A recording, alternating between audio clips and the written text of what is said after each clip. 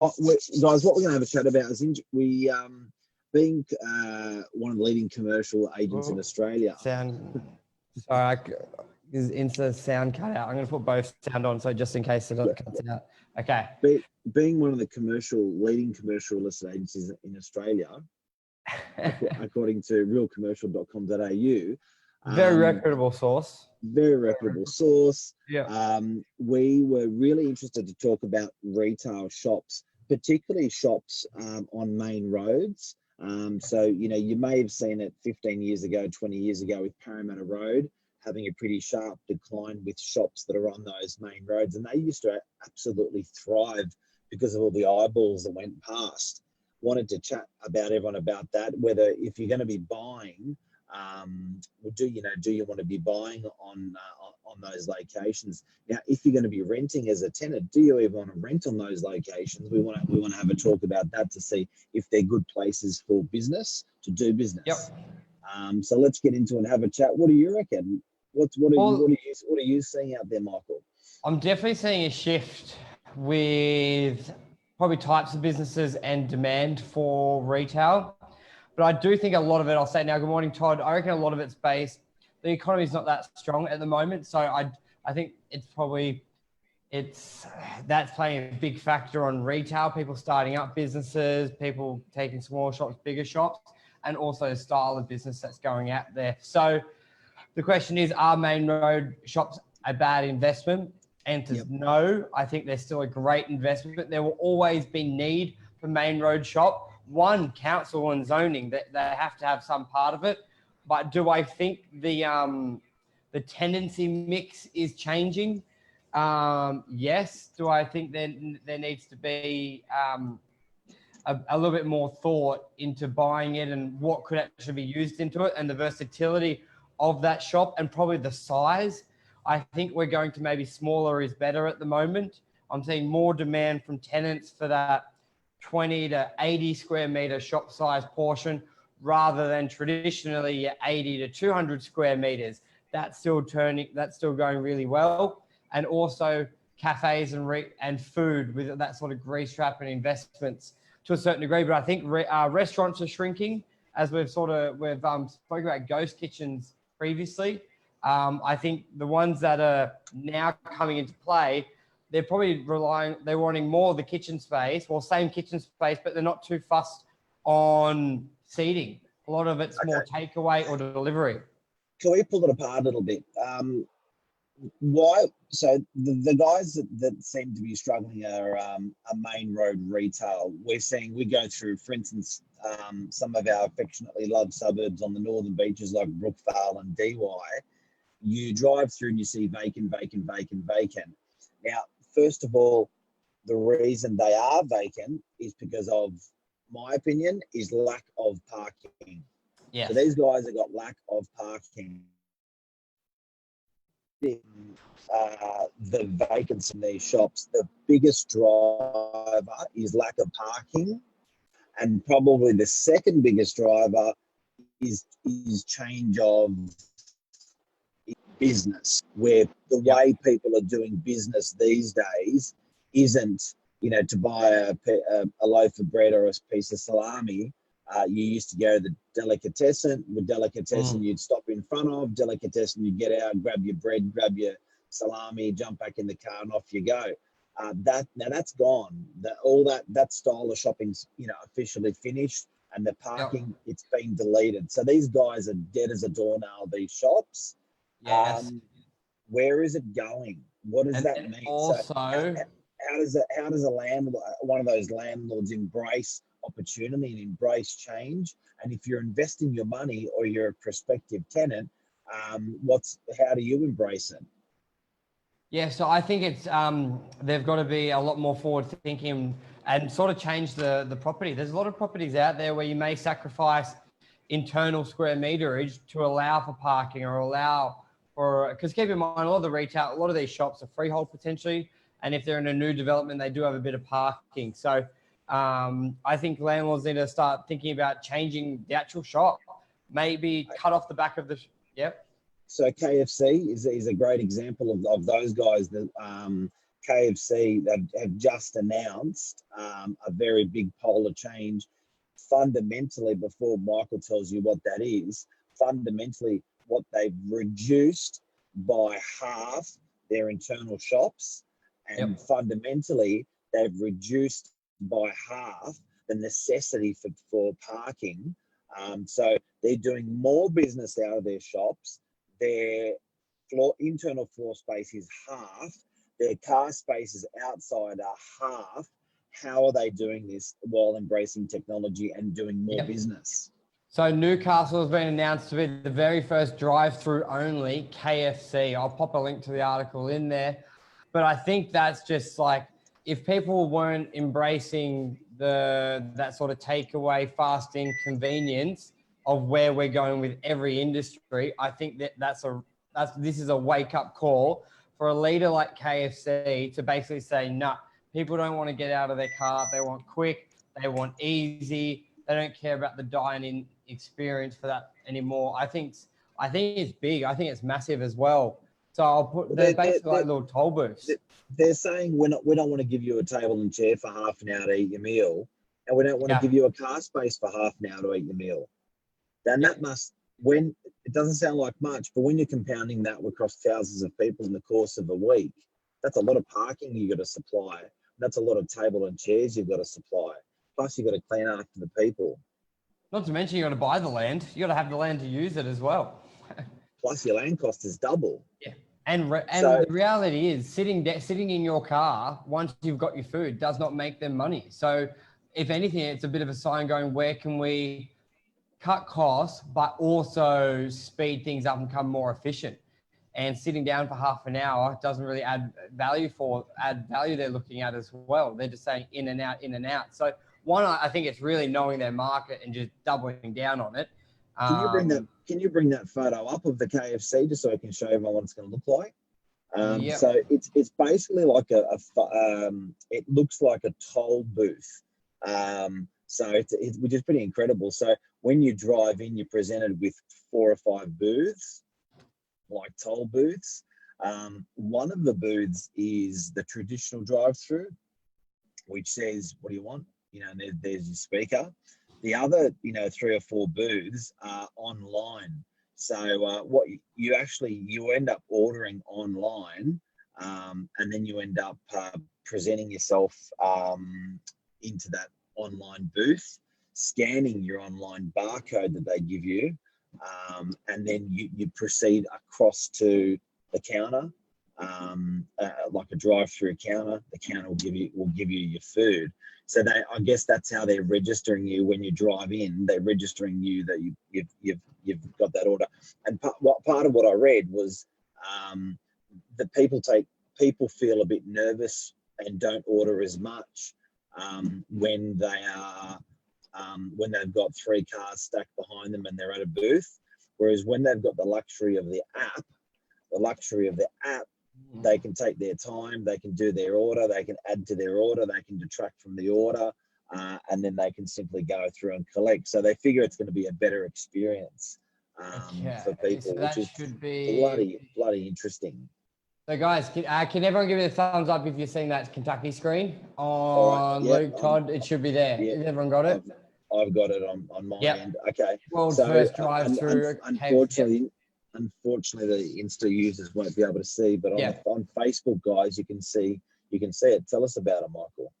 Yeah. So what I'm gathering from the photo, you got the booths where you order through the app, and then you check in there, and then I believe they bring out the food from out the back there. But it's got the booth. I don't think, where was it? Newcastle become the first. Order at the screen. They got a boom gate. I'll show you the boom gate through there. You drive through. I'm sure they've got a bay that you park in, and someone runs out, or I don't think anyone run out, but then you probably drive through and collect the food there.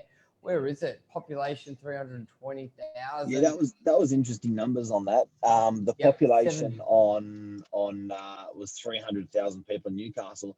Now, I had no idea Newcastle was such a big city. Northern Beaches is 100,000. So this has got a population 3 times bigger than the Northern Beaches. I think Greater Sydney, we're at 5 million. Now, they've got 17 stores servicing that area, that population. Sydney, inner Sydney has got 32 stores. So obviously very popular there, but it's going to be very interesting. It's the first time in the world. Now, the reason I wanted to show you this as an example this morning, guys, was it just shows that, these businesses will die if they do not acknowledge and they do not support what people want. So that's a big acknowledgement of technology and the way people shop, and that's and giving them people what they want. They are going out on a limb, but I think it's going to be a really interesting model. I personally think it's the way business is going to be done. Another example Michael was saying is Amazon. Yeah, hang on a sec. If I press stop share, that's the stop screen, isn't it? The top right, or that's not stopping us? Yeah, stop share. Stop share. Okay, I just didn't want to. Yeah, cool. Yep, you're back. So, mate, that's really, really interesting to see that. But Amazon's another one. 3 years ago. Now, the reason why I mention Amazon is not for the Amazon model, but what it's going to do to the model, to the retail model. For the retail as well. Areas. Yeah. And what I'm seeing as well, so another factor we're seeing in retail changing the game is the use of online. Traditionally, you had a shop, you had all your stock in the retail shop, and that was it, really. There wasn't another... People came into the shop, and then they bought, then they left. When now, we're just seeing delivery... It was effectively distribution, wasn't it? When you were selling something in your shop, you were really distributing. So there was a necessity for people to distribute. There was a necessity for people to have 20 outlets. And now what I'm seeing a lot is people who are taking a warehouse, and I reckon this is why the warehouse sector is the largest growing at the moment. And there's many articles, Dr. Andrew Wilson on LinkedIn posted a few. It's the biggest sector of growth for construction, and I think leasing at the moment. So the reason I reckon, and we can get on that another topic, the growth of warehousing, but I reckon a major factor is retail shops are shrinking, and they're taking a warehouse to store the goods and deliver the goods from, and they just want that presence on the main road. That's why I know main road is still a great investment. It's just knowing what you're buying and really think about who your tenant's going to be. I'm seeing a lot more services go into main road now. Your physios, your chiro, your barber shops, a bit more exposure than your traditional. But that's where Amazon comes in. They're going to, yep. We can't forget that these retail shops that we're leasing and selling, they get a shitload of eyeballs. So wherever you are in Sydney, Australia, I know you're going, oh my God, there's vacant shops, but my God, they are like their eyeballs that these can get a day. There can be 250,000 eyeballs on these shops in the course of a week. So at the end of the day, whatever's happening on technology, you still, even the most highest tech companies are buying eyeballs. So correct. I still believe they're doing really well, these locations, because of eyeballs. Well, it's also there's just as much turnover in office use and warehouse as well. It's just retail's more prominent. You're more likely to drive down Pittwater Road, our main road, than the back of Chard Road in Brookvale, or the back of Old Pittwater Road through an office, or you're never going to walk through an office block. So it is more visible. It is more noticeable because you drive past Road. Out of all the roads you choose in the Northern Beaches, you choose the only one with the brothel on it. Yeah, I was thinking of Jeez, Chard Road. These commercial agents, Jesus Christ. Mate, there's different roads. I could have picked Rogers Street. There's a few in there. I've got to know every road, every business, every property. Out of the thousands of roads, you choose the one. So it's sorry to stop you in your tracks there. What you're saying? There's actually 2 brothels on Chard Road as well. Sorry. So as you're saying. Back to retail shops. Something I really feel passionate about, guys, when you are choosing a retail shop to buy, to invest, to as a prospective tenant, is crossroads. If you've actually got a crossroad, that is your key to a great business. That you're getting the eyeballs and you've got the parking. And I'll tell you why it's a problem. The reason why Parramatta Road struggled was it didn't have the crossroads. So Parramatta Road, you could have driven for maybe 1 or 2 kilometres and you could not stop.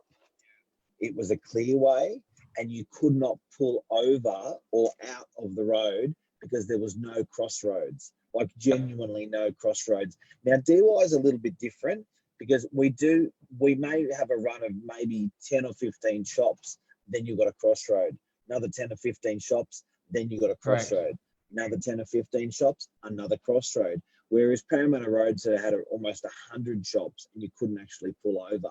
So I think part of that's why Brookvale is a little bit at the mercy, because there's quite long lengths from as Ringham Mall, Roger Street, all the way up to Old Pittwater Road. There's quite long lengths where you actually can't pull over. And guys, if you're investing in Main Road, if you're an investor buying on main roads, you've got to remember, if it's a state road, that most often you may have a driveway on your shop. You may have a driveway on your building. If that building ever gets developed and it's on a state road, the odds are the state will not let you have a driveway back in that same location where you've already got a driveway. And I'll repeat that. It's different it's different to normal residential. If you are on a state road and you've got a little shop of 300 meters squared, 200 meters squared, and nothing above, and you go, hey, I want to do 5 units here.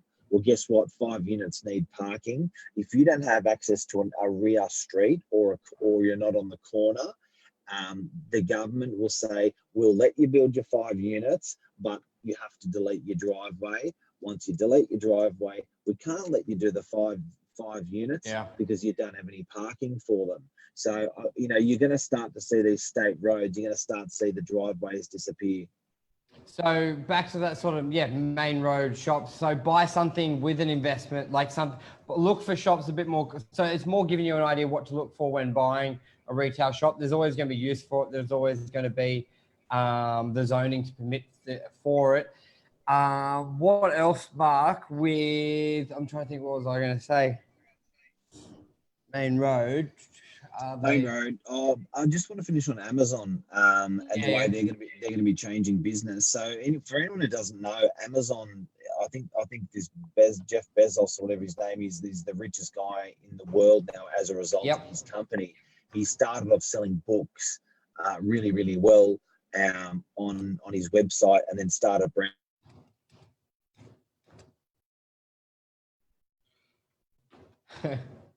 Well, how that business is, they came to Australia 2 or 3 years ago, and they came in very quietly. Everyone was very worried about them changing the face of retail, and I think that they have cleverly spent the last 2 years stocking the shelves, buying the factories, and setting up. And I've just seen a big billboard go up on Spit Road in Mossman, promoting Amazon. Particularly in this Christmas period, saying they've got millions of items stocked. Now with Amazon, 2 million, wasn't it? Something ridiculous, crazy. I think so. But with Amazon, if you want to sell on Amazon, you have to give them your product. So they are not interested in coming to tap you on the shoulder saying, "Send me a box of helmets that I need to sell." They want if you want to sell helmets, you've got to have 200 bike helmets. 1,000 bike helmets, whatever they tell you, you've got to have that on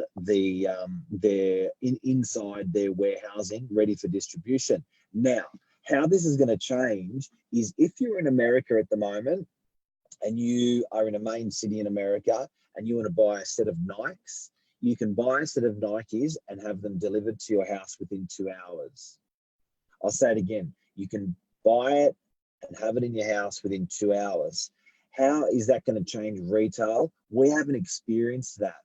So for these little shops, if you're a retailer priding yourselves on making your money on distributing from your shop, and there's the ability for you to whack your stock into Amazon and sell it on Amazon, watch out, because that I think people's style of shopping, much like they've done with food, with Deliveroo and Uber Eats with restaurants. I want to have a quick chat about ghost chickens. Well, look at Iconic. They were probably a taste of it. Andy said they've had a warehouse near me for a while. Amazon, game on. So 100% you're right. Iconic. Look how that has just gone bananas over the last 5 years. So basically, Amazon will be Iconic on steroids. Everything and anything, all markets, and that I think that just proves there's a market for it, even though they're done overseas. But what we say about ghost kitchens, Mark, and what are ghost kitchens? Okay, so ghost kitchens are. We realise we've got a great online business. We realise that we can pump the shit that we don't need. A bit like KFC. We don't need, where KFC has said we don't need to seat people in our restaurant and park people in our car park. I think that some of these wonderful businesses are saying we don't really want to serve people when they come in, but we love cooking. And I'm a great chef, and I'm a great chef, but I'm not really interested in taking orders and serving and washing people's dishes. So ghost kitchens are basically you've got a great. Here it is. I got the wiki. I've got the wiki. I'll screen share it here. I knew we weren't making this up, like we made a word, but I just googled it. No, not yet.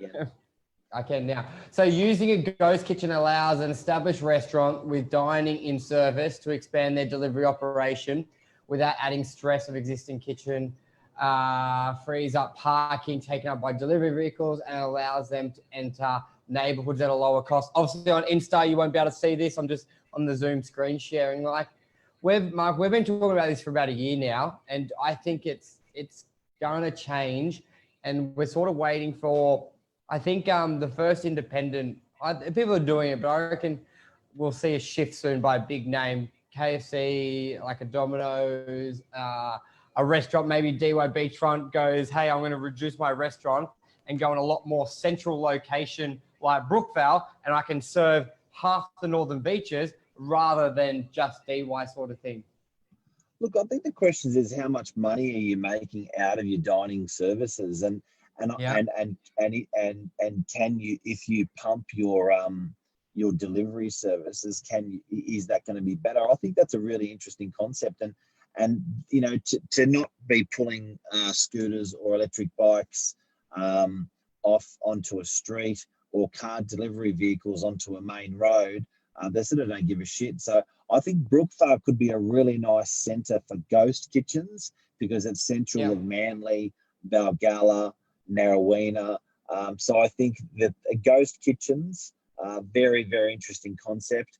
Retailing with Amazon, delivery within 2 hours, very interesting for commercial real estate. And I think that the cats that are going to be going on the main road for business, there's still going to be a necessity for it. People are still going to be chasing eyeballs because cars are cruising past. Hey, I've got a good one. There's one other thing I want to mention, talking about main road shops. Can you imagine main road shops not noisy? Yeah. As in being inside it, quiet? As in electric. Say it again. Electric.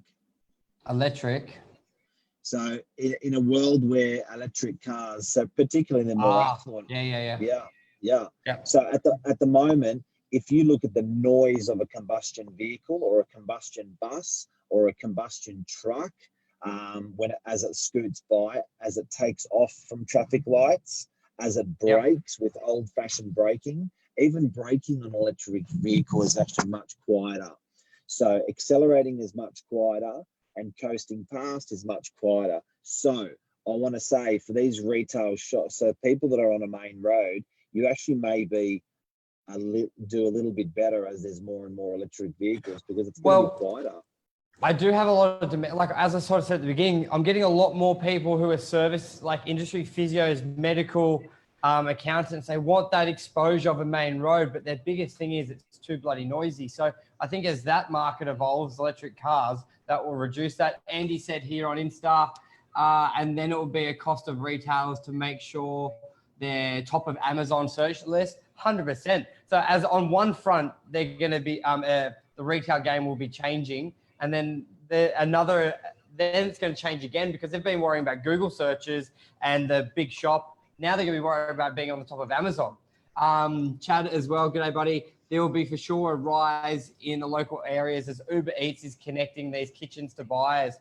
100%. Like, it's just before you would be looking probably in your closest couple hundred square meters for a restaurant. Now Uber Eats is allowing you to order from the suburb across, but I think ghost kitchens will allow you to will change the game even further because you're just more ordering what you want and it'll just be there. You're not worrying about JB and Sons is in Manly and you're in DY. You've got, well, they are in DY, but you know what I mean? I think it will change it.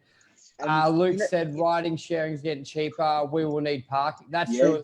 I still think parking and storage are two markets and sectors that need more money, like put into it. They're big money markets. I noticed cafes charging $5 extra per meal to eat in. Fuck. Wow. So, you know, guys, I just want to reiterate, we're real estate agents. We're not trying to solve the world. But what our conversation today is about accepting where technology is going, number one, and accommodating with property, commercial properties and residential properties where technology is going. Now, even if I remove the word technology and just say that's the way shit's getting done.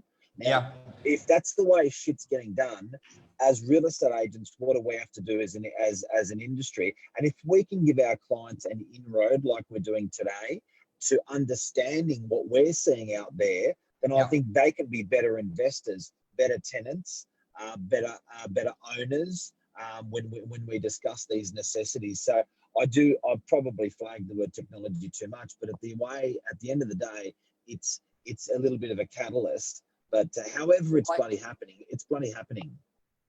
Things are changing. If you just put your head in the sand, you're fucked. So speak with people on the ground, i.e. an agent. If it, think about it this way, we're not saying we're experts, but we're dealing with so many people on the ground, at the front, at the front line, looking to take these shops, and we're just passing on their feedback. Like, some of these operators are big, they're downsizing because they're taking a warehouse to store goods. They're not going to tell the public until it's done.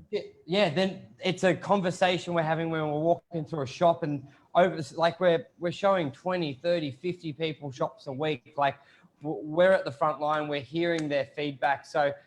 And that's what we're trying to pass on here as well. So great feedback, great comments. Love the interaction this morning, guys. Anything else you want to add on, Mark? I think we've been going a while. Yeah, I think this is the longest we've ever done. We better we'll wrap it up. Hopefully help everyone out there. Thanks for tuning in. It would be a podcast as well. We got Monday night rant tonight. Anything you want to add on there? That's Facebook, 8 p.m. Yeah, tonight's a cracker. Tonight's 8 ways how to make money out of your existing property. It's pretty incredible what we're going to talk about tonight with Lisa Novak. So jump on there. Have a great day. Sun's out. Giddy up. Awesome. Thanks, guys. Cheers, everyone. Thanks, Luke. See you, boys. Michael. Bye-bye.